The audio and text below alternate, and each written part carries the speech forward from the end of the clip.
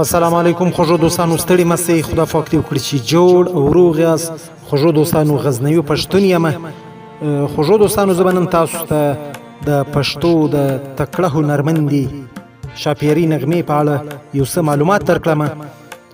هو خوږو دوستانو، شاپیري نغمه د سید سلیمان شاه لور ده او په 1964 عیسوي د جنوري پر لومړۍ نیټه د لوی کندهار د چاونۍ د سیمې په اوومه ناحیه کې زیږېدلې ده.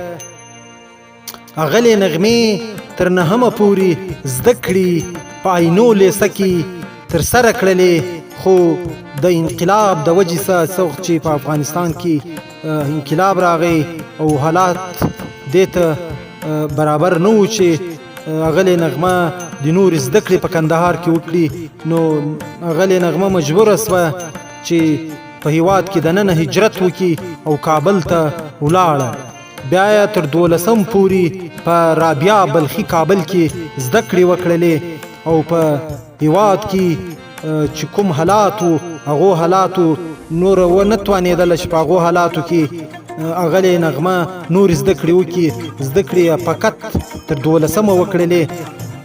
د ښوونځي له وختونو به هغلې نغمې ترانې ویلې او لومړی ځل یې په 14 کلنۍ کې د افغانستان په ټلویزیون باندې سندره وویله او سندرې ویلې فیل کړ چې لومړی سندره یې سوځم په غمونو کې په چلن د زمانې وځي مې له خولې نه ستا د مینې ترانې. هم د دې سندرې شعر هم د هغلې نغمې خپل شعر و.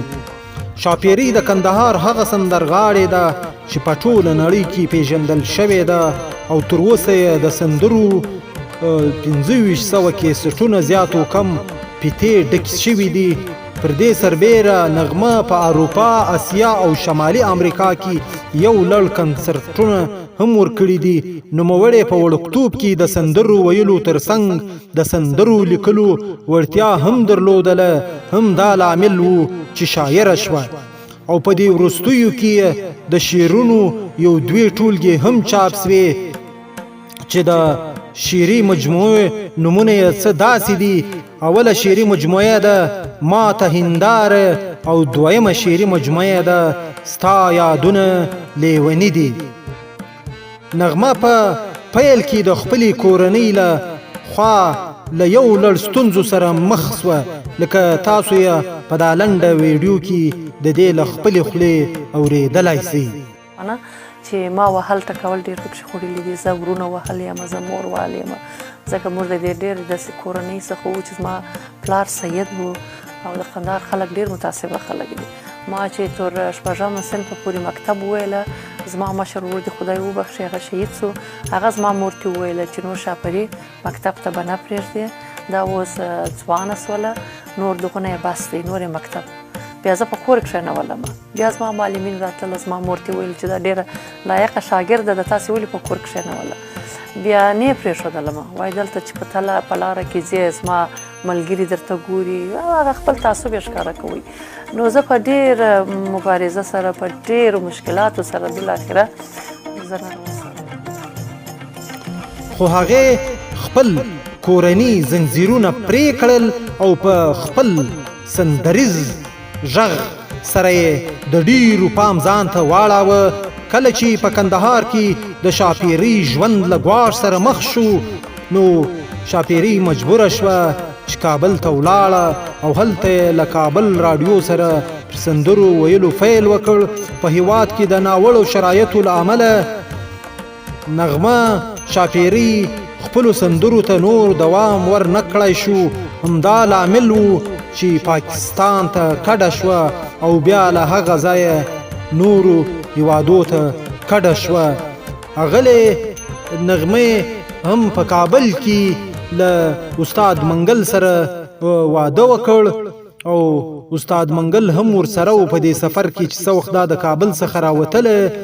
نو استاد منګل او دا دواړه یو ځای راووتل او بیا چې له پاکستان څخه خارجي هیوادو ته تلل هم استاد منګل ورسره و. تر ډېره پورې دوی دوګانې هم وکړلې دواړه هنرمند وو، دواړه سندرغاړي وو، دواړو ګډ کیسټان کول، دواړو ګډ کیسټان کول او یو ځای سندرې ویلې، ټپې ویلې. خو نه پوهېږم چې د دوی خپل منځي کوم اختلاف راغی، څوک به د چا په شخصي ژوند په پرسنل لایف څه کار ولري.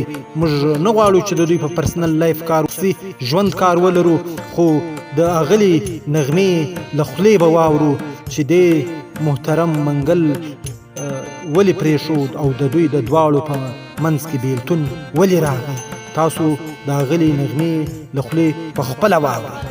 زموږ په منځ کې بیلوالی راغلی دی. زه منګل ته اوس هم په همغه سترګو ګورم، احترام یې ډېر لرم. منګل ډېر ښه یو هنرمند دی چې د منګل غږ او د منګل غزل رښتیا هم بیا به څوک ونه وایي نه. خو متاسفانه خفه په دې یم چې منګل په خپل ځان په خپله د لاسه ورکړي، ځان پسې ونه ګرځېدي، خپل د هنر قدر باندې فوراً ونه کېږي، ځکه چې یو بل نظرونه د یو بل په نظر نه وو، هغه لږ تندخویه وو، نو کله به هلته کولم پکې راتلې او نور داسې بعضې شیان یې درلودې چې زه نه غواړم دلته یادونه وسي د منګل صاحب. نو بیا همغه و چې په همغه بعضې مشکلاتو له کبله موږ سره بیل دا وه اغلې نغمه چې په خپله خوله یې د منګل او د دې ترمنځ چې کوم حالاتو هغه بیان کړ، او اغلې نغمې په آخر کې بیا له چا سره واده وکړ هغه به هم دا په خپله خوله درته ووایي. لوګر دی، د هغه پلار جهادي و، مولوي محمد نبي صاحب د هغه زوی دی. نو بیا چون هغه زما د هنر ډېر علاقهمند و، زما علاقهمندان ډېر زیات ول، مګر دا یو ښه شخصیت، ښه انسان و، ایجوکیټډ و، ښه تعلیم یافته و. نو ما زه پوه شولم چې دا نه زما د هنر مخنیوی کوي او نه د خپل پلار لاره تعقیبوي. دا و اغلې نغمې دا هم درته وویل چې دی له چا سره واده کړی دی او اوس له چا سره اوسیږي. دوستانو، اغلې نغمه له پخواني خاوند منګل څخه 4 اولادونه لري چې 2 نارینه دي او 2 نجونې دي. په نارینو اولادونو کې یو زوی خیبر نومیږي او یو زوی انور نومیږي، او په لونو کې یوه لور لیمه نومیږي او بله لور یې مدینه نومیږي. د نغمې بیبي 5 ورونه وو او د نغمې بیبي 2 خویندې وې. نغمې بیبي په آخري کې د نغمه فاونډیشن په نوم یو خیریه بنسټ هم جوړ کړی دی چې وخت پر وخت د هیواد د بېوزله خلکو سره او د دې په کول خاص کر د غریبو ښځو سره، د بېوزله ښځو سره وخت پر وخت مرستې کوي. نو دوستانو، دا و یو لنډ شان پیژندګلوي، یو لنډ شان د اغلې نغمې پیژندګلوي مې تر تاسو در ورسوله. خدای پاک دې وکړي چې ستاسو د خوښې وړ وګرځي. تر بلې ویډیو غزنوي پښتون پر لوی او بخښونکي خدای وسپاري. مننه، ژوندي اوسئ، کور مو ودان.